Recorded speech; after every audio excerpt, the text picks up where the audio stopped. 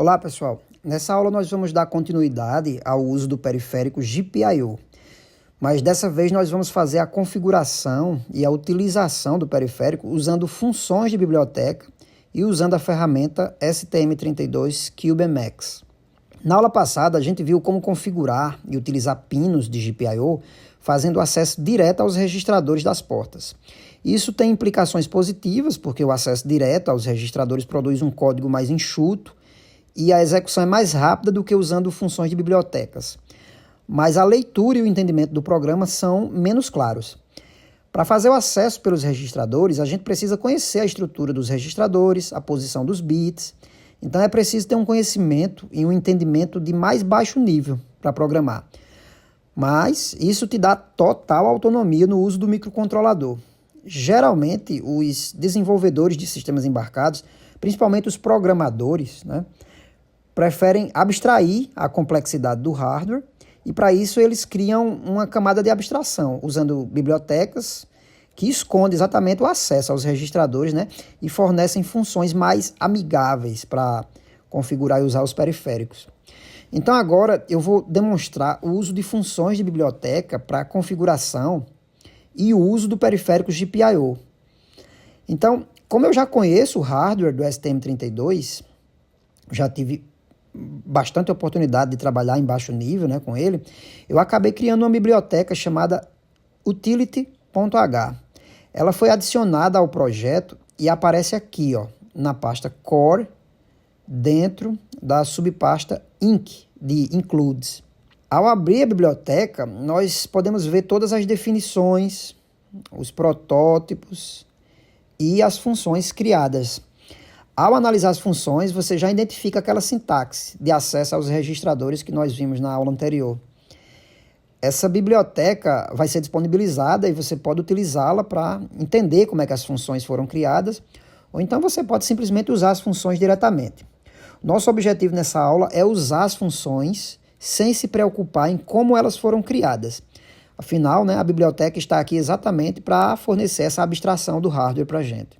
Então, vamos refazer o programa da aula anterior, que é configurar o pino PA6 como saída digital, e utilizar esse pino para mandar nível alto e baixo e, com isso, acender e apagar o LED conectado nesse pino na placa. A primeira coisa que nós devemos fazer para usar essa biblioteca que eu criei é fazer a inclusão da biblioteca no arquivo main, usando a diretiva include utility.h nesse bloco de private includes.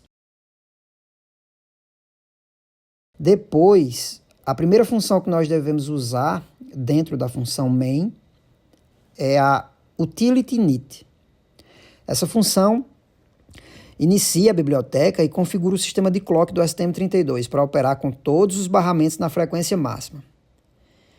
Em seguida, devemos ligar o clock do periférico GPIO-A usando a função GPIO clock enable GPIO-A, onde o argumento é o GPIO que nós queremos habilitar o clock, no caso, GPIO-A. Agora, nós vamos configurar o pino PA6 como saída digital. Para isso, nós usamos a função GPIO pin mode. GPIO-A pin 6 output. Os argumentos aqui, como você pode ver, são o GPIO, o pino e o modo de operação, nessa ordem.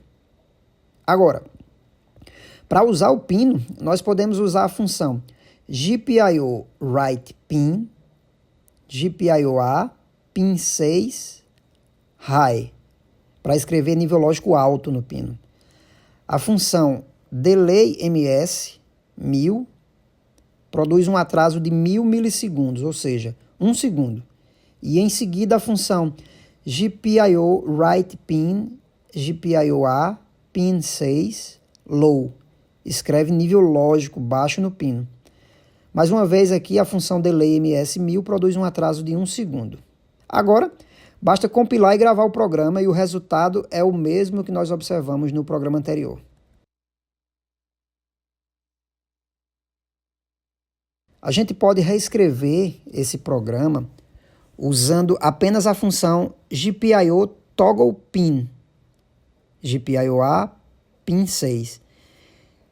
Essa função apenas inverte o estado lógico enviado ao pino e com o delay ms 1000, esse estado vai ser invertido a cada 1 segundo, produzindo o mesmo efeito com menos linhas de programa, né? Compilando e gravando, a gente vai ter o mesmo resultado prático.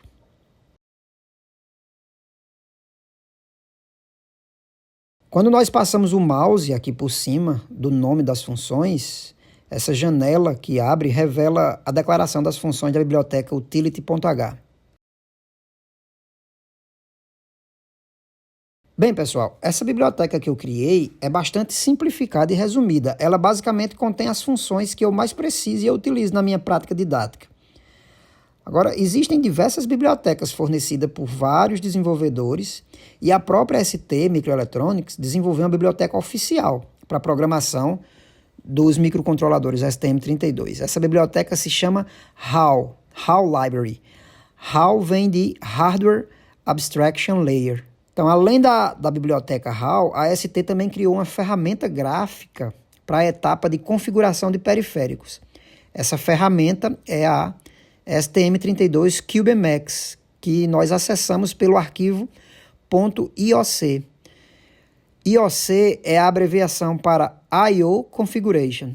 Esse é um arquivo que armazena todas as configurações dos periféricos do microcontrolador do nosso projeto. Basicamente, esse arquivo define qual é o microcontrolador utilizado, configura os pinos de I/O, habilita e configura outros periféricos como timers, conversores, define os sinais de clock, como já vimos anteriormente, entre outras coisas. Para que esse arquivo serve? Basicamente, para a geração automática de código de inicialização. Depois que nós fazemos todas as configurações e vimos aqui na aba Projects, Generate Code, o STM32CubeDE usa o arquivo .ioc para gerar automaticamente todos os arquivos e as funções necessárias para configurar os periféricos da maneira que a gente indicou graficamente nessa interface. Se a gente também simplesmente salvar as configurações, o código também é gerado automaticamente. Então vamos ver agora como é que usa essa ferramenta para a gente configurar o sistema de clock do STM32,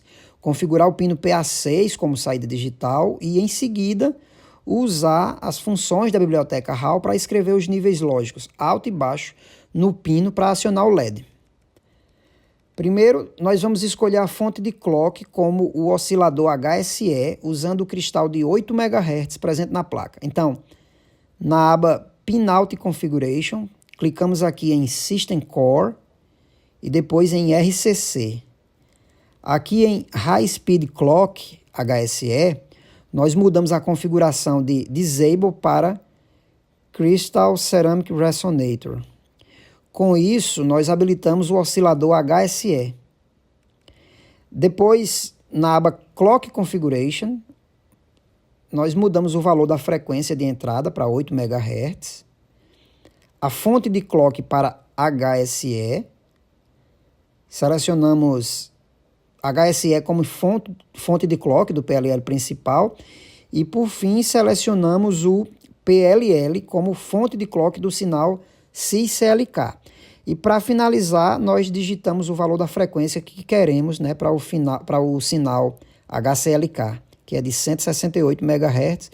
E aí nós damos Enter para a ferramenta calcular todos os parâmetros do PLL e prescalars. Com isso nós finalizamos aqui a configuração do clock.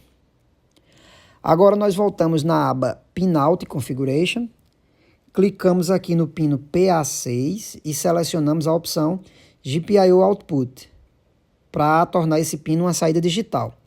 Agora basta salvar as modificações ou mandar gerar o código automaticamente lá na aba Projects.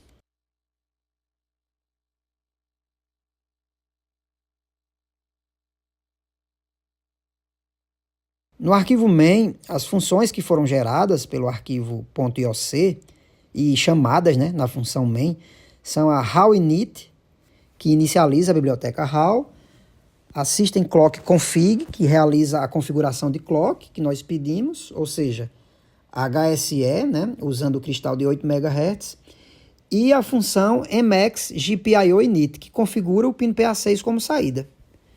Aqui embaixo, depois da função main, você pode observar que essas funções estão fazendo... Você pode observar o que essas funções estão fazendo no código, né? Que é exatamente o que nós configuramos lá no arquivo .ioc.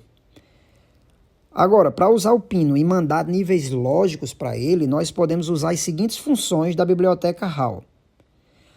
HAL GPIO write pin, GPIO-A, GPIO pin 6, GPIO pin 7, para mandar nível lógico alto para o pino. HAL delay 1000, para gerar um atraso de 1000 milissegundos, ou 1 segundo, a gente já conhecia essa função. HAL GPIO write pin, GPIO-A, GPIO pin 6, GPIO pin reset, para mandar nível lógico baixo para o pino.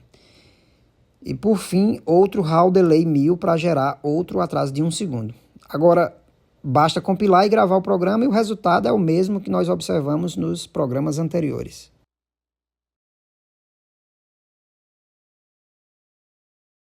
Aqui também nós podemos reescrever esse programa usando apenas a função HAL GPIO toggle pin, GPIO-A, GPIO pin 6, que inverte o estado lógico enviado ao pino e com a função HAL delay 1000, esse estado vai ser invertido a cada 1 segundo.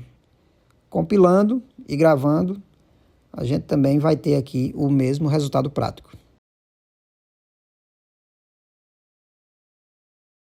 Um detalhe importante aqui, que mostra que tudo parte do acesso aos registradores, é que se a gente passar o mouse aqui sobre qualquer função da biblioteca HAL, a gente vai verificar que lá dentro dela ela está fazendo o básico, que é o quê?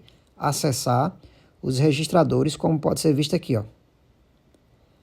A partir de agora, nós vamos programar usando ou a biblioteca utility.h, ou a biblioteca HAL, ou qualquer outra biblioteca que você quiser utilizar. Fica ao seu critério. Nas próximas aulas, nós vamos continuar estudando os detalhes do periférico GPIO, mas agora com foco no uso dessas bibliotecas. E com isso, nós vamos encerrar esse vídeo por aqui.